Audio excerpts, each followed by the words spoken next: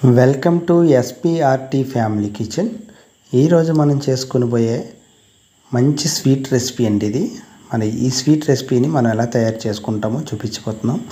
ముందుగా మన ఛానల్ని ఎవరైనా సబ్స్క్రైబ్ చేసుకోకపోతే కొంచెం సబ్స్క్రైబ్ చేసుకోండి, అలాగే లైక్ వేసుకోండి. ఇంకా మన ఛానల్లో వీడియోస్ ఎవరికైనా నచ్చినట్లయితే మీ ఫ్రెండ్స్ అండ్ ఫ్యామిలీకి షేర్ చేయండి. దీన్ని ఆగ్రా స్వీట్ అంటారు. ఈ ఆగ్రా స్వీట్ని మనం ఎలా తయారు చేసుకోవాలో చూపించబోతున్నాం. చూడండి, చాలా బాగుంటాయి, చాలా టేస్ట్గా ఉంటాయి. అయితే దీనికి కావాల్సింది ముందుగా ఒక బూడిద గుమ్మడికాయ సైజులో మంచి సైజు తీసుకోండి. అయితే దీనిపైన బూడిద అనేది ఉంటుంది కదా, దాన్ని బాగా నైఫ్తో కానీ లేకపోతే ఏదైనా పీచ్తో కానీ శుభ్రంగా తోమేసి అలా పచ్చగా వచ్చేలా చేసుకోండి. చాలా చేదుగా వగరగా ఉంటుంది బూడిద గుమ్మడికాయ. అయితే దీన్ని మధ్యలోకి కట్ చేసుకొని చిన్న ముక్కలుగా కట్ చేసుకొని లోపల విత్తనాలు అలాగే బయట తొక్క మొత్తం తీసేయాలి. అలా తీసేస్తేనే బూడిద గుమ్మడికాయ మనకి టేస్ట్ చాలా బాగుంటుంది. ఇంకా మనకి తినేటప్పుడు చేదు వగర అనేది లేకుండా చాలా బాగా అనిపిస్తుంది. లోపల విత్తనాలు కూడా తీసేయాలి. చాలా బాగా నచ్చుతుంది పిల్లలకి. పిల్లలు చాలా ఇష్టంగా కూడా తింటారు.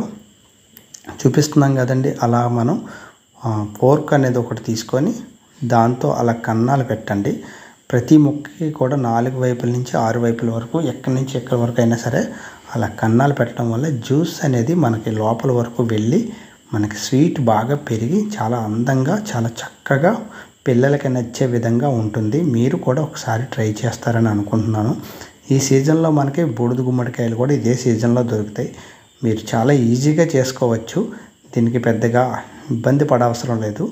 అయితే అలా ముక్కలు కన్నాలు పెట్టుకొని వాటిని అన్నిటినీ కూడా వాటర్ వాష్ అనేది మనం 4 నుంచి 5 సార్లు, అంటే ఇంకా ఎక్కువ సార్లు కడిగినా పర్వాలేదు. అంతేగాని మినిమం ఒకసారి 2 సార్లు కాకుండా 4-5 సార్లు కడుక్కుంటే మంచిది.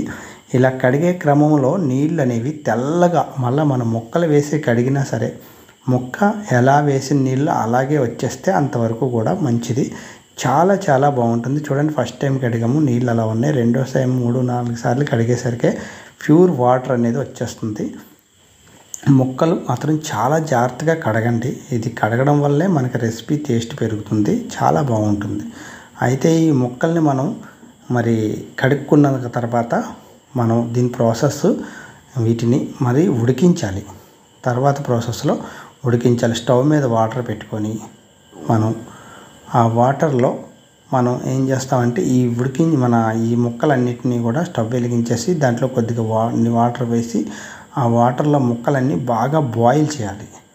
మనం ఎంత బాగా బాయిల్ చేస్తే అంత బాగా ముక్క టేస్ట్ పెరుగుతుంది. అలాగే దాంట్లో ఉన్న జిగురు లాంటిది కానీ ఇంకా వగరు లాంటిది కానీ అన్నీ కూడా ఉడికించడం వల్ల కొద్దిగా వెళ్ళిపోతుంది. చూడండి, అలాంటి జాలి ఒకటి తీసుకొని ఈ ఉడికిన ముక్కలన్నీ ఒకసారి టెస్ట్ చేసుకోండి. మధ్యలో మనం టెస్ట్ చేసుకుంటే ముక్కను పట్టుకొని ఇలా నొక్కితే స్పాంజ్ అంటే దూది టైపులో అయిపోతుంది. అలా అయిపోతే మనకు ఉడికిపోయినట్టే. ముక్క మాత్రం ఖచ్చితంగా ఉడకాలి, చూసుకోండి. అలా అయితేనే మనకు నచ్చుతుంది. ఇంకా ఏంటంటే ఈ స్వీట్ అనేది కూడా లోపల వరకు వెళ్ళటానికి మనం రంధ్రాలు చేసాం కాబట్టి ఆ రంధ్రాల నుంచి దాని యొక్క వగరు జిగురు అనేది బయటకు వచ్చేస్తుంది కాబట్టి ముక్క చాలా టేస్ట్గా ఉంటుంది. ఇలా తీసుకున్న ముక్కలన్నింటినీ కూడా మరొక గిన్నెలో వేసుకొని దీని ప్రాసెస్ అనేది ఇప్పుడు స్టార్ట్ అయిందండి. అసలైన ప్రాసెస్ చాలా సింపుల్. కానీ మనకి ఇలా తీసుకున్న ఈ ముక్కలన్నిటిలో మనం తినే సున్నం అనేది ఒకటి ఉంటుంది. అది మనకి పాన్ షాపుల దగ్గర కానీ లేకపోతే కిల్లీలు కడతారు కదా, అలాంటి షాపుల దగ్గర మనకి తినే సున్నం అని అంటే వాళ్ళు ఇస్తారు. కిల్లీ పైన ఆకుపైన రాస్తారు కదా, ఆ సున్నాన్ని ఒకదాన్ని తీసుకొని వచ్చి ఈ యొక్క ముక్కలలో మనం ముక్కల్లో కాదు మన గిన్నెలో తీసుకొని ఆ గిన్నెలో మనం ఏం చేస్తామంటే ఆ గిన్నెలో ఈ సున్నాన్ని కలిపి ఈ ముక్కలన్నీ కూడా ఆ సున్నం కలిపిన తినే సున్నం అంటే ఇస్తారు కాబట్టి ఆ సున్నంలో వాటర్లో కలిపేసి వాటర్లో మనకి కావాల్సినంత ఎక్కువ కలిపినా పర్లేదు, తక్కువ కలిపినా పర్వాలేదు.